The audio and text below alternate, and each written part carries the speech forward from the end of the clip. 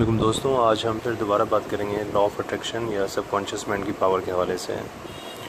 अब बहुत से लोग ये पूछते हैं कि भाई सबकॉन्शियस माइंड इंसान को किस तरह कंट्रोल करता है कि वो अपने ज़ाहिरी होश हवास और कॉन्शियसनेस में रहते हुए भी उसके ऊपर मजबूर रहता है अमल करने पे कि भाई जो सबकॉन्शियस माइंड जिस तरफ आपको ले आता है आप उसी जानिब खींचे चले जाते हैं। तो इसके लिए ज़रूरी कि मैं आपको 2-4 मिसालों से बात समझा सकूँ।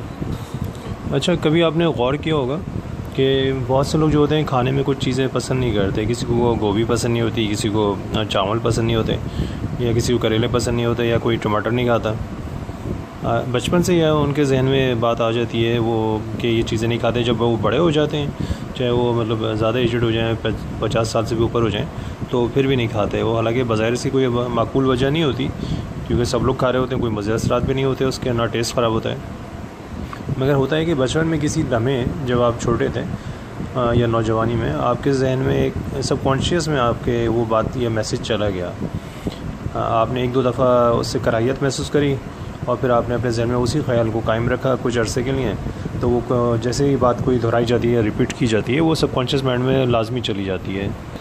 तो वो बात जब आपके सबकॉन्शियस में चली गई तो अब आपको इल्म ही नहीं है कि आप क्यों वो चीज़ नहीं खाते या उस चीज़ से क्यों परहेज़ करते हैं। मगर आप जब भी कोई आपके सामने वो डिश रखी जाएगी, मिसाल के तौर पे अगर आपको गोभी पसंद नहीं है और गोभी आपके सामने रखी जाएगी खाने के लिए, तो आप जितने भी भूखे होंगे नहीं खाएंगे गोभी, हालांकि कोई इसमें माकूल वजह नहीं है। तो यही मेरा बताने का मकसद है कि आपका कॉन्शियस माइंड आपको जितना भी लॉजिक से समझाए, मगर आपका सबकॉन्शियस माइंड अगर उस बात पर मुसर है, अगर आपके सबकॉन्शियस माइंड में वो बात चली गई है कि नहीं ये चीज़ सही नहीं है खाने के लिए, तो फिर जितनी भी लॉजिक है दुनिया में वो सब फेल हो जाएगी। और आपका सबकॉन्शियस माइंड का जो मैसेज है या जो उसके अंदर जो बात अंदर जा चुकी है वही चीज़ मैनिफेस्ट होगी, अब आप उसी पे अमल करेंगे।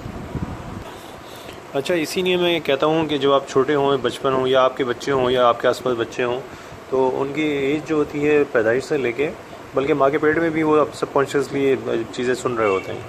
तो बड़ी एहतियात की ज़रूरत होती है। ख़ासतौर पे हम जब करते हैं बच्चों के सामने टीवी वगैरह रख दे के प्रोग्राम्स हम छोड़ते हैं खुले हुए, जिसमें पुरतशद्दुद चीज़ें दिखाई जाती हैं, तो और बच्चे उसको देखते हुए सो जाते हैं। आपको पता है कि सोने से 5 मिनट पहले की जो जहनी कैफियत होती है, सबकॉन्शियस माइंड उन तमाम जहनी कैफियत में हर चीज़ को रिकॉर्ड करके आपकी जहन साजी कर रहा होता है, आपकी किरदार साजी कर रहा होता है, आपकी पसंद नापसंद आपका करैक्टर बना रहा होता है। तो अगर उस लम्हे बच्चों ने वो चीज़ें सुन ली तो उनका जहन वो क्रिमिनल माइंडेड हो जाएगा, तशद्दुद आमेज़ चीज़ें वो करेंगे, थोड़े बड़े होकर वो एक दूसरे को मारेंगे। और मतलब उनके जहन में जो चीज़ भी आप टीवी पे लगा देंगे उनको सोने से पहले, यकीन माने वही चीज़ उनके जहन में राग़िब हो जाएगी, चाहे वो अच्छी चीज़ हो या बुरी चीज़ हो। तो आपका फ़र्ज़ है कि बच्चों को सोने से कम पहले टीवी से ज़रूर दूर रखें। ऐसा ना हो कि टीवी पे कोई तशद्दुद फिल्म चल रही हो या कोई मनफी चीज़ चल रही हो और बच्चे उसको देखते हुए सो जाएँ। तो इस बात पे ज़रा गौर करिएगा और इस पे अमल करने की कोशिश भी करिएगा। अच्छा, अब ये हो गया कि भाई आपके सबकॉन्शियस माइंड में एक चीज़ गलत चली गई, अब आपको उसको निकालना कैसे, रिकंडीशनिंग या रीप्रोग्रामिंग कैसे करनी है अपने सबकॉन्शियस माइंड की। तो साइंसी तौर पे या साइंसदानों ने जो एक तहकीक करी है उसके मुताबिक आपकी अल्फ़ा, बीटा और थीटा और बीटा स्टेट्स होती हैं जहन की, मगर मैं आपको उस टेक्निकलिटीज़ में नहीं लेके जाऊँगा, सिर्फ सादा फ़हम अंदाज़ में ये बताऊँगा कि जब आप पुरसुकून हालत में होते हैं या इवन सो रहे होते हैं या सोने के करीब होते हैं, 2-4-5 मिनट जो होते हैं सोने से पहले के, और जो बेदारी के बाद के 2-4-5 मिनट जब होते हैं, उस वक्त आपका जहन मुकम्मल पुरसुकून हालत में होता है, और उस हालत में आपको कॉन्शियस माइंड जो होता है पस मंज़र में चला जाता है और आपका सबकॉन्शियस माइंड आपके सामने आ जाता है। मतलब वो जो भी चीज़ आप उसको बोलेंगे उसी चीज़ को फॉलो करेगा और उसके अंदर वो चीज़ प्रिंट हो जाएगी। सबको मतलब एक तरीके से आप उसके अपने जहन में अपने सबकॉन्शियस माइंड के अंदर वो चीज़ बहुत तेज़ी से मतलब और बहुत आसानी से शामिल कर देंगे।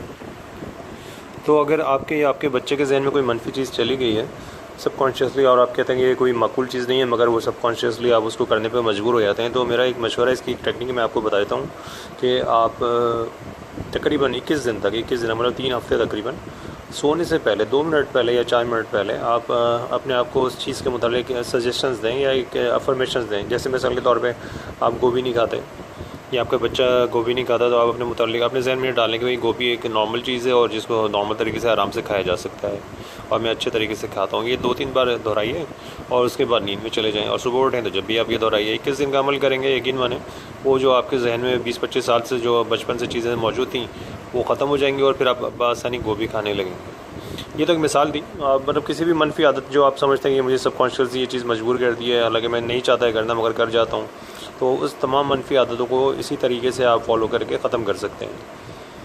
और इसके अंदर ज़ाहिर है बहुत सी चीज़ें मैंने पहले भी बताई हैं कि आप हेल्थ, वेल्थ, दौलत और दीगर तमाम चीज़ें किस तरह हासिल कर सकते हैं अपने सबकॉन्शियस माइंड की रीप्रोग्रामिंग करके।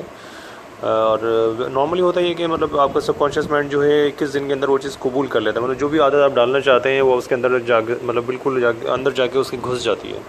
हाँ, अगर उस आदत को और पुख्ता करना चाहते हैं आप, मुकम्मल तौर पे पुख्ता, तो उसको फिर आपको 30 बल्कि नहीं 3 महीने तक करना पड़ेगा आपको। 3 महीने तक करेंगे तो समझो वो आदत आपकी ज़िंदगी भर के लिए पुख्ता हो गई और कोई किसी भी तरीके से वो आदत नहीं छूट सकती है। तो इसके मुतालिक अगर मज़ीद कोई सवाल जवाब करना है तो इंशाल्लाह अगली वीडियो के अंदर आप मुझे मैसेज कर सकते हैं, या इसी वीडियो पे मैसेज कर सकते हैं, या व्हाट्सअप कर सकते हैं। तो आपसे इंशाल्लाह इस मौज़ू पे बातचीत रहेगी। तब तक के लिए अल्लाह हाफ़िज़।